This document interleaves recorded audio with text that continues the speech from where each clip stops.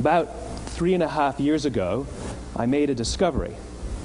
And this discovery profoundly changed my view on how I thought the world worked, and it even profoundly changed the way in which I operate in it.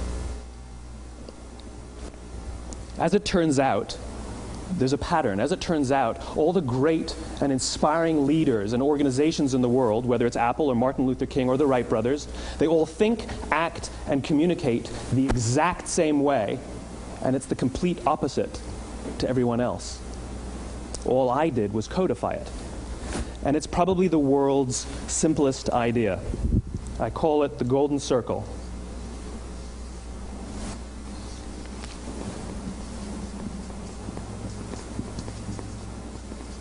Why, how, what?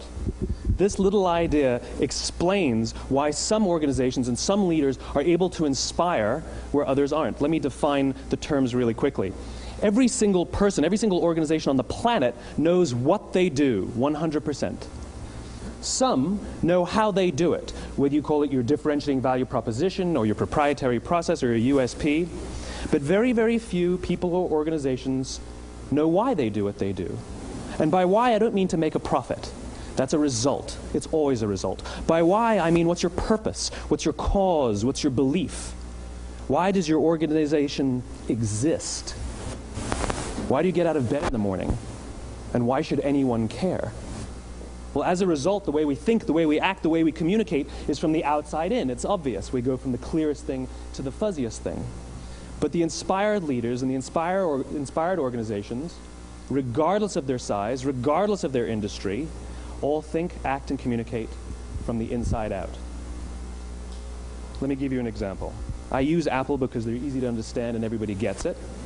If Apple were like everyone else, a marketing message from them might sound like this. We make great computers. They're beautifully designed, simple to use, and user-friendly. Want to buy one? Meh. And that's how most of us communicate. That's how most marketing is done, that's how most sales is done, and that's how most of us communicate interpersonally. We say what we do, we say how we're different or how we better, and we expect some sort of behavior, a purchase, a vote, something like that. Here's our new law firm. We have the best lawyers with the biggest clients. We have, we always perform for our clients, do business with us. Here's our new car. It gets great gas mileage. It has, leather seats. Buy our car. But it's uninspiring. Here's how Apple actually communicates. Everything we do, we believe in challenging the status quo. We believe in thinking differently. The way we challenge the status quo is by making our products beautifully designed, simple to use, and user-friendly. We just happen to make great computers. Want to buy one? Totally different, right? You're ready to buy a computer from me. All I did was reverse the order of the information. What it proves to us is that people don't buy what you do, people buy why you do it. People don't buy what you do, they buy why you do it. This explains why every single person in this room is perfectly comfortable buying a computer from Apple. But we're also perfectly comfortable buying an MP3 player from Apple, or a phone from Apple, or a DVR from Apple. But as I said before, Apple's just a computer company. There's nothing that distinguishes them structurally from any of their competitors. Their competitors are all equally qualified to make all of these products. In fact, they tried. A few years ago, Gateway came out with flat-screen TVs. They're eminently qualified to make flat-screen TVs. They've been making flat-screen monitors for years. Nobody bought one. And Dell came out with MP3 players and PDAs.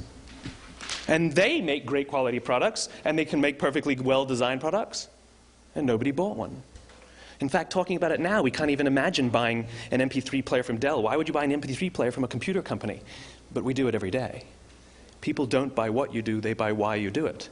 The goal is not to do business with everybody who needs what you have. The goal is to do business with people who believe what you believe. Here's the best part. None of what I'm telling you is my opinion.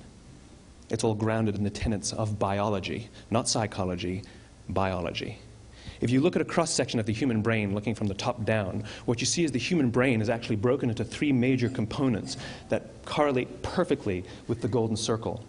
Our newest brain, our Homo sapien brain, our neocortex, corresponds with the what level.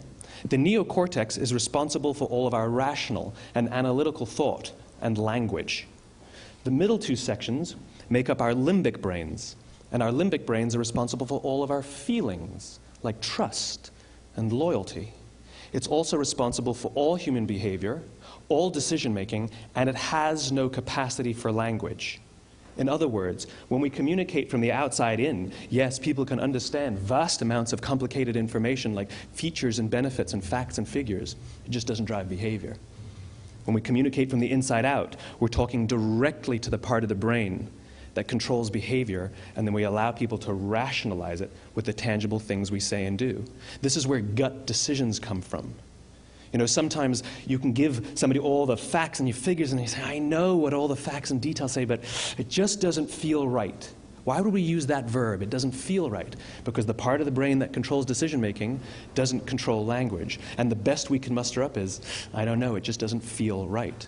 Or sometimes you say you're leading with your heart, or you're leading with your soul. Well, I hate to break it to you, those aren't other body parts controlling your behavior. It's all happening here in your limbic brain, the part of the brain that controls decision-making and not language. But if you don't know why you do what you do, and people respond to why you do what you do, then how will you ever get people to vote for you or buy something from you, or more importantly, be loyal and want to be a part of what it is that you do? Again, the goal is not just to sell people who need what you have. The goal is to sell to people who believe what you believe.